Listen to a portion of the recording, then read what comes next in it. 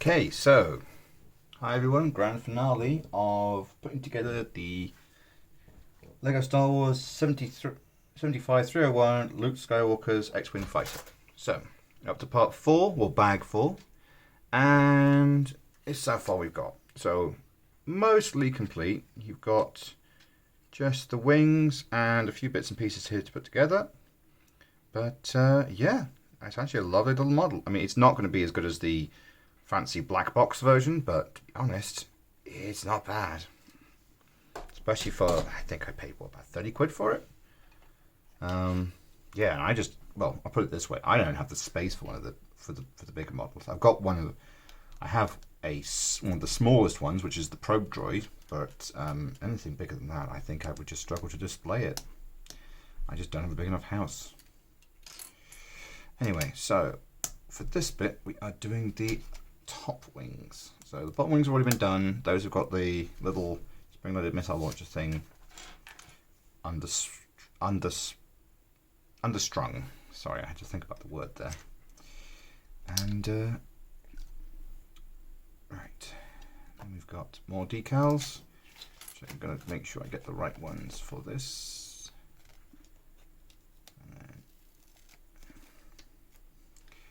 So it's giving you just a hint of the design for the X-Wing, because I'm pretty sure that this actually goes much further down the wings than it does in this version, but you know, Lego's always an abstract, so there's a degree of just making sure that everything sort of holds together. Anyway, there you go. And we'll now put together the gun assembly.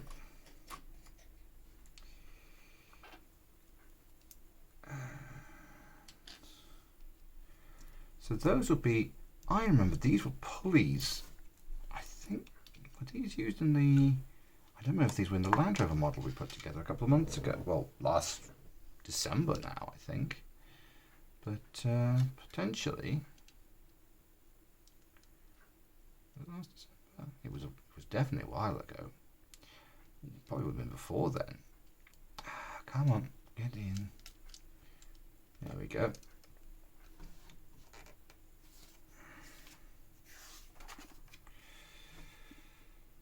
But yeah, there's probably quite a lot there's a lot you can do with Lego mechanically if you know what you're doing. There's actually, weirdly, this community standard for a Rube Goldberg machine design that I've seen, where basically you just have to move around. I think they're supposed to be basketballs, and there's a standardized Lego ball, which is, I think, looking at the design of the basketballs, and various different, and there were ways you're supposed to allow them to link together. So they're supposed to be like a conveyor system that you can do as a group project, and you're supposed to allow, basically the whole thing has to link together with certain gearing, and the balls have to be pushed out at specific stud locations. And so what you end up getting is that these Lego conventions is you get these enormous trains of hundreds of these different designs, all done by different people, and they all sort of like hold the thing together, and they basically just pass balls from one thing to another in the most mechanically elaborate way they can. I missed a bit. Oh no, it hasn't told me to put it on. Yeah, it has now. Which, if you get a chance to see these, it is fascinating to watch. Apologies. I know I've said these before. This is one of the most useful tools for Lego, because otherwise you have to get pliers or something. And it just gives you enough mechanical torque to get any pieces off where you've made a mistake. And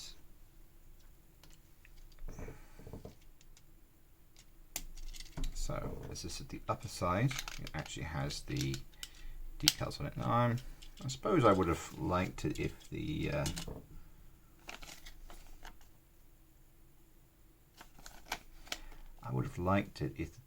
if these designs had been in the bottom as well, but I suppose you're not really going to see that unless you pick the model up and turn it over.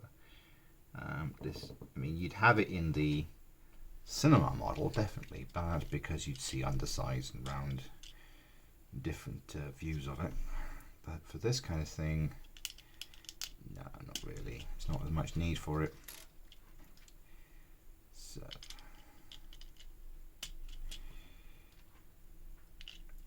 there we go.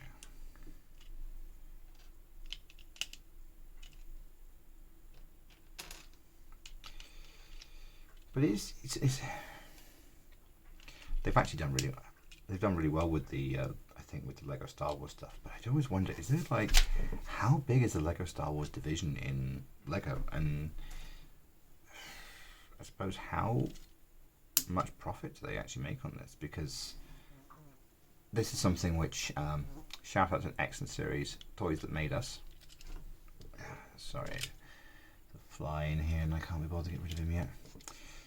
Toys That Made Us did a whole thing on Lego's, well, basic problems in the 90s and 2000s. They kind of tripped and fell because they weren't really they hadn't quite got their head around the idea that these kind of things are cyclical. So you have to, you do your Lego models, and then you have to wait. And I see, that's damage supposed to be, I think.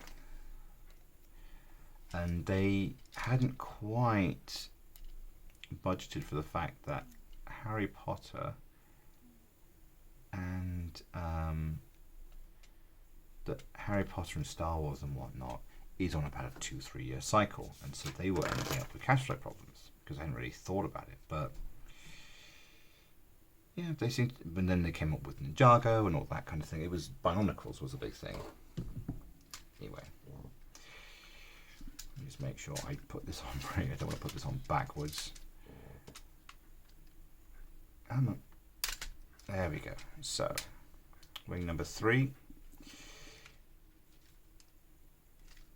And yeah, coming along. Nearly there, so they're nearly balanced. Put him back over there. Let's just get that last wing done. All this, I think, is going to be rear engine doodads. So... But yeah, it was. They had a bit of a problem because this was all out of the patent expired, years and years ago on Lego, which had caused some problems, and they got into branding stuff with Lego, and it was with Star Wars, and oh great, but they kind of got a bit stuck in the 90s, early 2000s, which part of it was. Well, then just losing focus more than anything else. Because if you actually see the modern city stuff is excellent, and then they do have their own brands, like Ninjago, which I must admit my response to that is sort of meh. But if it keeps the central Lego machine going for the kind of things that I like, then sure.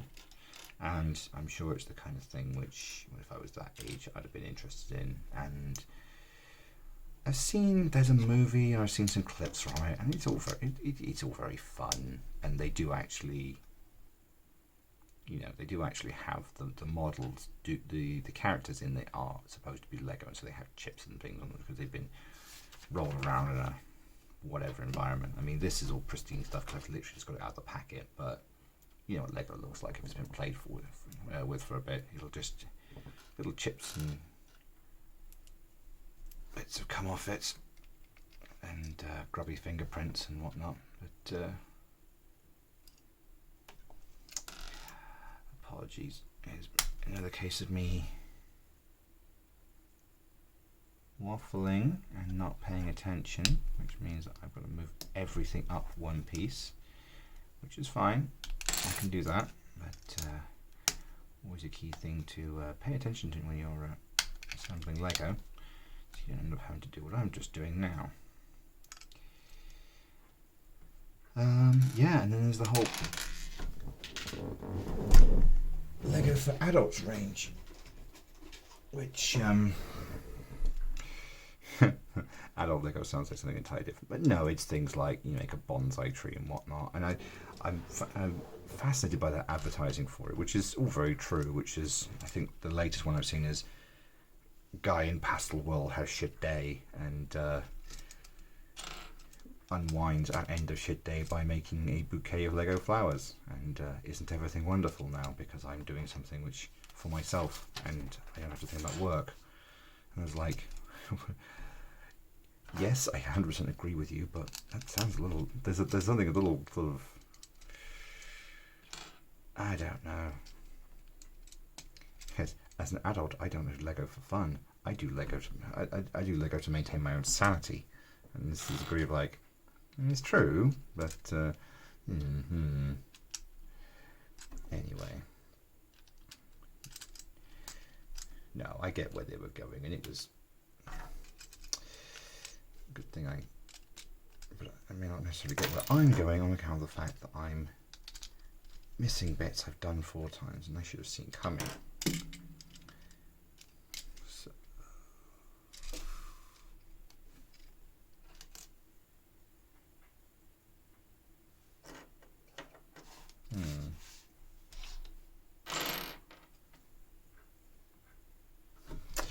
sorry, couldn't see for looking.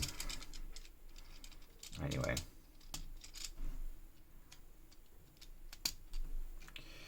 Yeah, the Lego adult line I find it interesting because it is like, go relax, have a zen moment, build a Lego thing, which, yeah, I mean, it's definitely true, and I suppose it is, I am the target audience. I got my eye on something which I think would just, as a child, be like, why do I want that? But there's a Lego mechanical typewriter that is going to be on this channel at some point. I am definitely going to be putting that together. Either buy it for myself or save up or eBay a bunch of stuff and get the money that way. I don't know. I suppose I could just do it. I could just order it now and just have done with it. But I think I kind of want to finish some of the other Lego projects first before I do that. But I've definitely got my eye on it. It's not fully functional, of course, because that's just outside of the realms of what you can do with Lego. But pretty close from what I've seen. You press the keys and the keys do things. I mean, they do one. Yeah, it's definitely something I want to try. I want to try and put on this channel when it's. I just realised a bit that I've missed. Sorry. There we go. Anyway. The other ones didn't have that because they had the landing gear underneath there, so I wasn't thinking about that being on it. So good thing I checked. There's your front engine intake, which, yeah, I suppose this is a degree of like rule of cool, because if this is a space fighter, why does it have engine intakes? I suppose you say, oh, because it can fly in atmospheric conditions. It's like, okay, fine, but don't overthink it. If you overthink it too much, then you start arguing over the thrust mechanics of a TIE fighter. Because actually, look. If you look at a TIE fighter, the big ass thing on the end, that's a reactor coolant exhaust. It's not actually the engine output. And the actual ion engines are tiny, which, you know, admittedly, on real spaceships, ion engines are tiny, but when compared to this kind of thing, it all looks a bit silly if you think about it too hard. I mean, you can sit there and think about it too hard if you want, knowing that it's a bit ridiculous. I mean, I've just watched a video where Luton 09 goes through the logistics of mega bolters in the, whatever. But one can take it too seriously. One can start getting into all kinds of silly arguments that mean absolutely nothing to anybody who, you know, has seen a woman.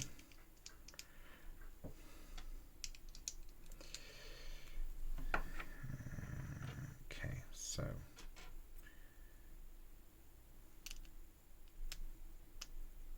I didn't. So that, I'm trying to think what that would have been. I mean, this is, I mean, either that's a custom bit for this, or it's supposed to be a piston head. Oh, it is supposed to be a wheel. For some reason, I thought it was supposed to be a piston head. It just sort of looks vaguely pistony. And no, it is not. And then that will just pop into a thing at the back.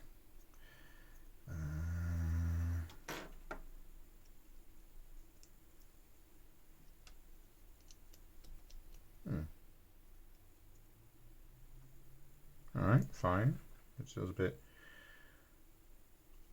wobbly, but sure. You guys made the design, so I'm just going to do what you tell me.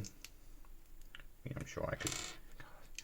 There's a nerd cred thing. I made a better Lego X-Wing than Lego made, and somebody's going to be crowing about that at some point. But to be fair, the Lego builder community some of their stuff is truly excellent. So I suppose if you do make a better one, then why not crow about it? Come on, there we go. We're getting very close, and I'm going to be quite excited to see this thing completed. I mean, I have genuinely enjoyed it, which is why I've done the whole thing in one go. But I'm definitely looking forward to seeing my handiwork done.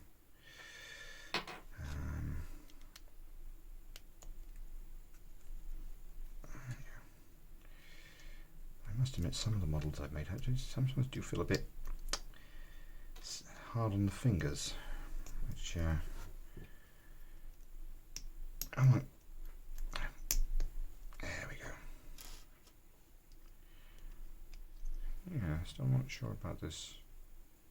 Oh, I suppose if that's locked in position, that's not actually going to rotate, so that's fine.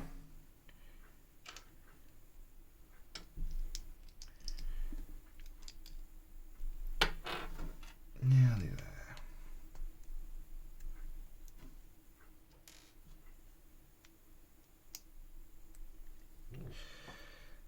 Alright. So that will be the ion flare, I suppose.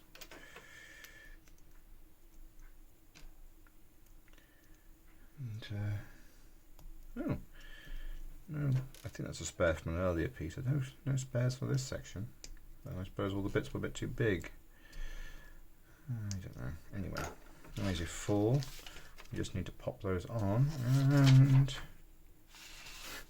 this. Do not throw at eye. Here we go. There, and you see that there are 4 points, and actually that makes sense because it means they're out of the way of the main mechanism. Yeah, sure. They did feel a little bit out of the way, but that'll do. I don't know. I'm not 100% sure I like that design, but it's just me grumbling. But there we go. Yeah. T-34 X-Wing. And then I suppose it does have a tail. And for the pièce de résistance,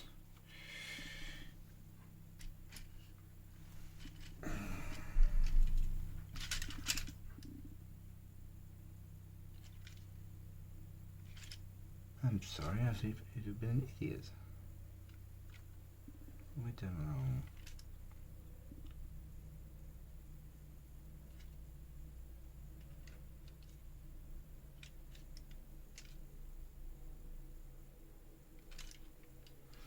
I've definitely done something stupid.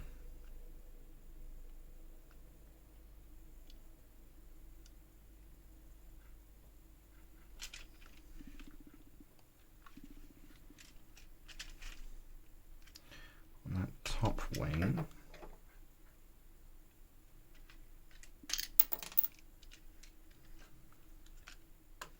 Oh, I see what I've done. Sorry. Little bit of adjustment just needs doing. He just needs to hop in there. Just close that off. Put that back. There we go. Now they all line up. Though I must admit, it would be very rebellion to have one with a dicky engine on one side that hasn't been quite put back together correctly. There we go. So now we know it's done because it'll stand up on its own. But the reason I did that is these things. Now, these are very similar to the ones that they used to have with the Action Fleet ones. And so it's a very simple mechanism. You just pop, and then that's not really good. It's not really good shot. Where am I? Yeah, there you go. So these are these little spring-loaded things, and those will be, yeah, proton torpedoes, I suppose. I don't really think they thought that through very well, considering the fact that they're not coming out from where the laser guns will be, because the laser gun is this, bit.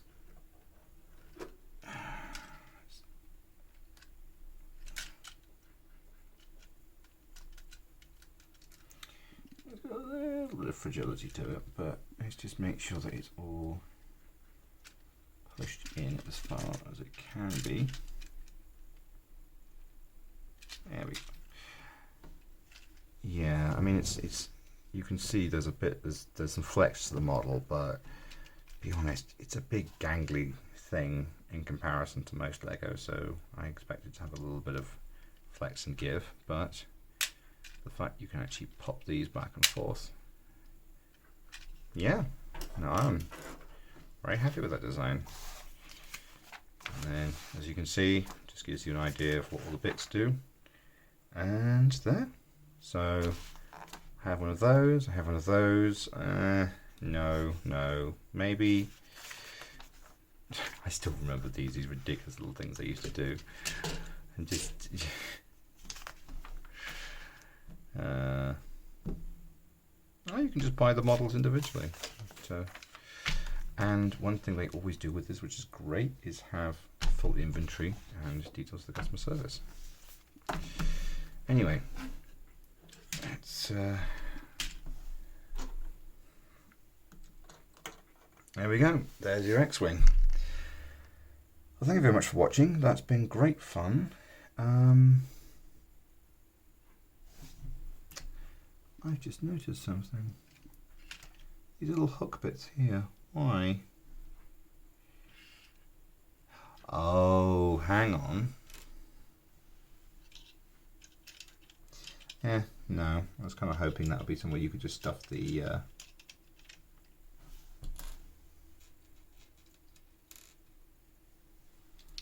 that fit? No, it doesn't. I'm not quite sure. I think that was supposed... Looks like something was supposed to be there. I mean, potentially. Let's have one more quick look before we say goodbye.